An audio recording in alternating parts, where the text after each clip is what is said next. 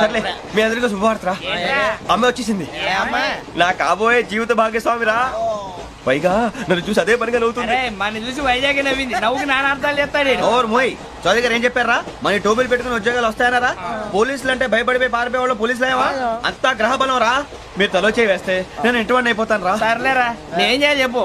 ఆ అమ్మాయి ముందు నా గురించి బిల్డప్ ఇవ్వటం, నేను మిమ్మల్ని తిట్టినా కొట్టినా జోకులు వేసినా మీరేం ఫీల్ అవ్వకూడదే. దాని వెనకాల ఉన్న ఎమోషన్ ని గుర్తించండి రా. అలాగేరా, నువ్వు ఇంటివాడు పోతా అంటే దానికంటే సంతోషం ఉందిరా మాకు. థ్యాంక్స్ రా బుజ్జి. ఫోన్ అయినా మరి ఇదే కోఆపరేషన్ అంటే. హలో గురూజీ, అంతా మీరు చెప్పింది చెప్పినట్టు జరిగిపోతుంది. అందరి రైస్ వచ్చేసింది. అప్పుడే సంబరపడిపోక, మీ ఇద్దరి మధ్య రాహు ప్రవేశించాలని చూస్తున్నాడు.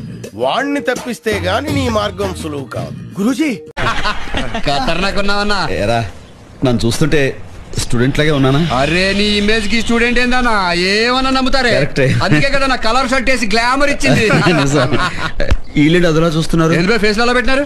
నాకైతే కొంచెం ఏంది బే చెప్పడానికి భయపడతావు అన్న. నువ్వు స్టూడెంట్ లెక్క లేవన్నా, మాస్టర్ లెక్క